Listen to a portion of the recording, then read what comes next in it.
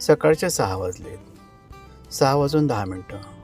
माझ्या कल्पनेप्रमाणे गाडीने प्रवास करताना पहिल्यांदाच एवढ्या लवकर निघालो असू. गौरी अद्याप झोपली आणि किमिया सुद्धा. चला चला, हॅपी दिवाळी. हॅपी दिवाळी. नवीन टूरला सुरुवात करतोय. घराच्या समोरचा रस्ता. सकाळची पहाटेची वेळ असल्यामुळं निवांत आहेच. आणि त्यात लक्ष्मीपूजन.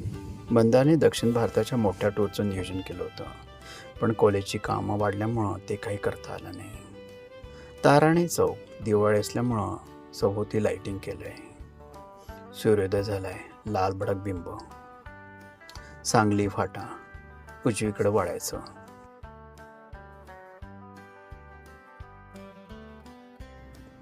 सूर्योदयाचे फोटो किंवा सूर्यास्ताचे फोटो कसेही काढले तरी छानच येतात. सुरुवातीपासूनच उत्कृष्ट फोटोग्राफी दाखवायची असेल तर सूर्योदयाचे किंवा सूर्यास्ताचे फोटो काढावे. आणि लवकर सकाळी उठायला होत नसेल तर सूर्यास्ताचा फोटो सूर्योदय म्हणून दाखवता येतो. माझ्या वडिलांना प्रवास करायची खूप आवड. प्रामुख्यानं धार्मिक क्षेत्र. त्यांच्याबरोबर आमचाही प्रवास व्हायचा. त्यावेळीचा प्रवास आणि आत्ताचा प्रवास जमीन अस्मानाचा फरक झाला आहे. त्यावेळेस प्रवास बराच त्रासदायक होता.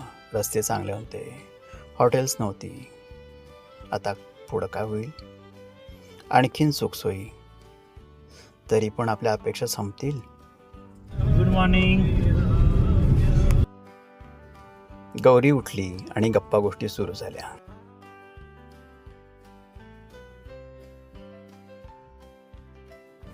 चप्पल घाला. चला, दिदा उठली. तिचं फक्त गुडघाच दिसतोय, तोंड काय दिसत नाही. उठा दिदा. हा, आत्ता तोंड दिसलं.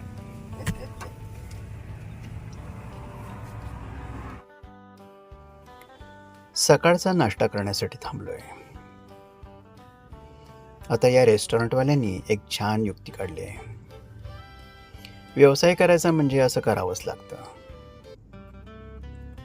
लहान मुलांसाठी खूप खेळ, झोपाळा, घसरगुंडी.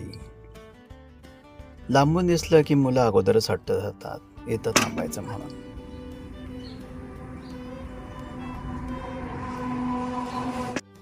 आमचा नाश्ता, व्हरायटी शो, प्रत्येकाची आवड वेगळी. मसाला डोसा, इडली सांबार, किमूचा शिरा. कसा आहे ग? गोड आहे? आईस्क्रीम खाल्ल्यासारखं वाटतं. लक्षात असलं की व्हिडिओमध्ये बिल आणि मेनू कार्ड दाखवतो.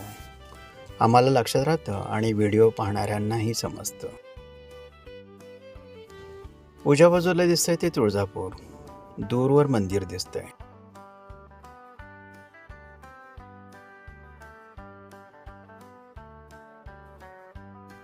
सारं काही देखणं,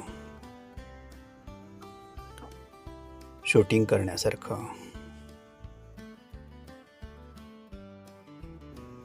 उताराचा रस्ता. घाट कुठला तो माहीत नाही,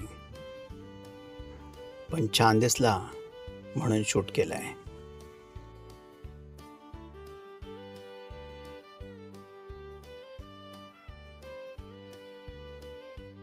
बिंदुसारा, धारणाचा सांडवा.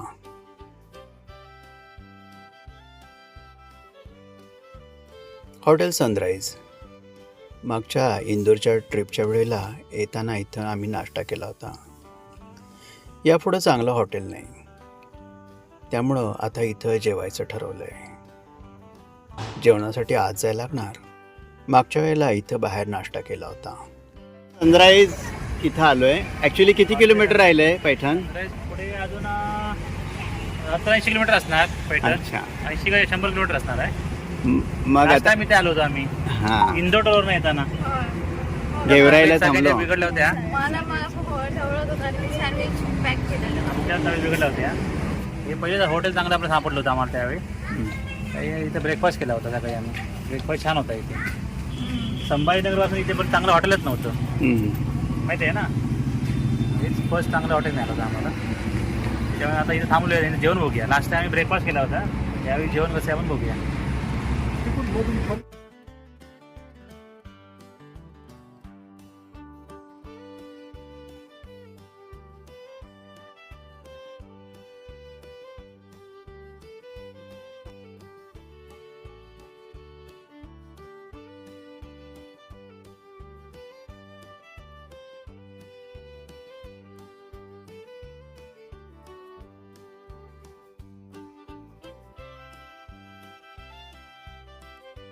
काय स्पेशलिटी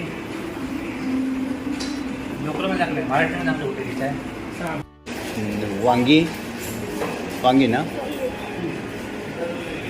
पनीर टिक्का, रोटी. पनीर आहे ना वेंगुर्ला. मंदार कसं काय? छान आहे.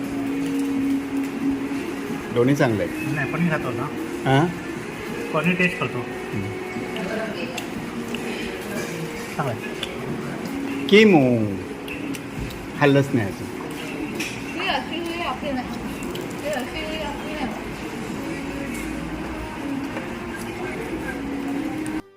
कसं जेवण? कसं जेवण आहे? तू काय खातो? तू काय खातेस? रोटी आणि पनीर. वा वा छान, गुड गर्ल.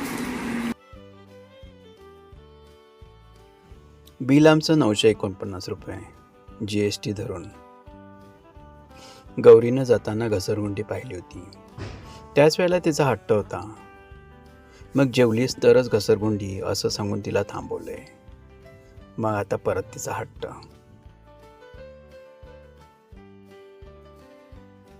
गार्डनमध्ये बसून सुद्धा जेवायची व्यवस्था आहे.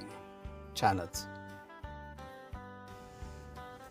शहाबादपासून पैठणकडे जाणारा हा रस्ता अगदीच खराब. आतापर्यंत सगळा रस्ता चांगला असल्यामुळं ते जास्त लक्षात येतं. 47 किलोमीटरचा हा रस्ता. रस्त्याचं काम चालू आहे. कुठल्या योजनेतून चालू आहे माहीत नाही. खूप वर्षापासून या रस्त्याचं काम चालू असावं असं वाटतं. पैठण आलंय.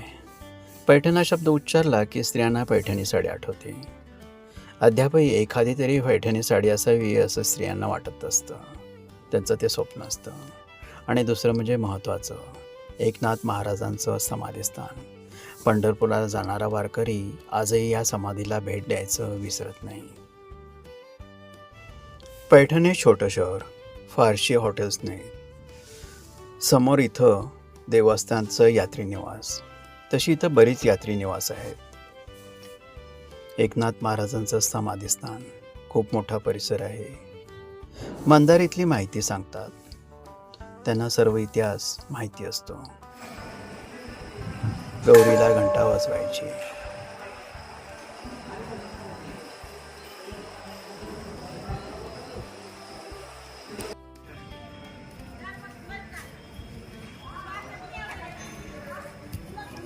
ते समोर दिसतंय ते जायकवाडी धरण. किमो कुठे बघ, जायकवाडी धरण सगळ्यात मोठं धरण महाराष्ट्रातलं. जायकवाडी तिथे धरण दिसते का भिंत ती, खूप लांब आहे धरण त्या.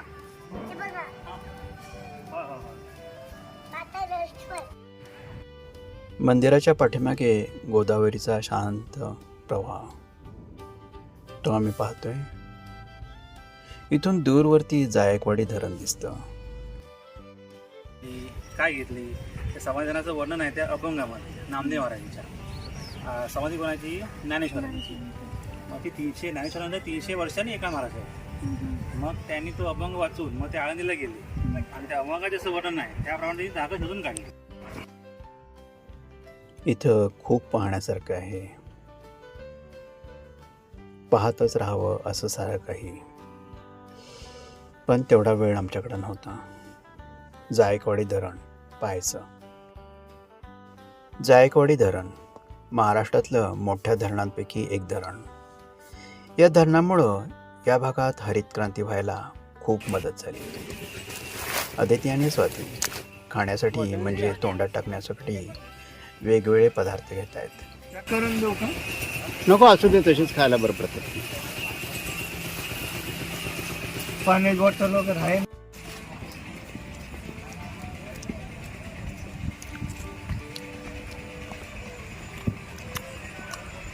छान लागतं.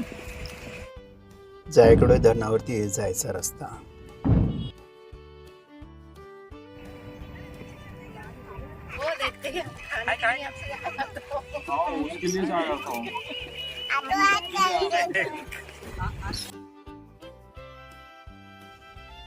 नाथसागर जलाशय हे पक्षी अभयारण्य, ज्याला जायकवाडी बर्ड सेंच्युरी म्हणून ओळखलं जातं. हिवाळ्यात इथं हजारो स्थलांतरित पक्षी येतात. संत ज्ञानेश्वर उद्यान आज लक्ष्मीपूजन म्हणून बंद आहे. आज डॅम बंद आहे दिवाळी असल्यामुळे, गार्डन बंद आहे त्यामुळे आता आलं नाही. बाहेरून आम्ही बघतोय ना गौरी, बंद आहेत. हा दिवाळी असल्यामुळे आज गार्डन बंद आहे, त्यामुळे बाहेरून दर्शन आता मी घालू. हॉटेल दुर्गा दिवाळी असल्यामुळं फटाके उडवत आहेत. माझ्या कल्पनेप्रमाणे आता तरी आमच्याशिवाय हॉटेलमध्ये कोणी नाही. येताना सर्व रेस्टॉरंटना सुट्टी असल्यामुळे जेवणाची पंचायत झाली. पण या हॉटेलच्या एका स्टाफ मेंबरनं खूप चांगली सेवा दिली. जेवणाचं पार्सल म्हणजे आम्ही जे सांगितलं तेच आणून दिलं. इतकी तत्परतेनं सेवा दिली. हिंदीमध्ये बोलत होता म्हणून कुठला विचारला, हसला आणि म्हणाला बिहारचा. हॉटेल चांगलं होतं. पॅटर्नमध्ये हॉटेल्स कमीच आहेत. मधला पॅसेज आज लक्ष्मीपूजन असल्यामुळं त्यांनी मध्यभागी पंत्या ठेवल्या आहेत. काय दुसरा गौरी दिवस आम्ही आता निघालो. कुठे निघाली तू? अरे वा वा वा, तिथे काय बघणार आहे? किल्ला काय? ठीक आहे. आणि लेणी बघणार ना? लेणी बघणार ना वेरूळची? हा, लेणी आहे तिथं. ठीक आहे, चल. 8:15 झालेत सकाळचे. आता आम्ही हॉटेल दुर्गा सोडतोय. हे पैठणमधलं हॉटेल. रात्री इथं आलो होतो. रात्री पाऊस झालेला दिसतोय. आमच्या काय लक्षात आलं नाही. आम्ही गाढ झोपलो होतो. मंदार सामान भरतायत. अदिती मदत करते. जरा पाऊस झाल्यामुळं सगळीकडे चिखल झालेला आहे.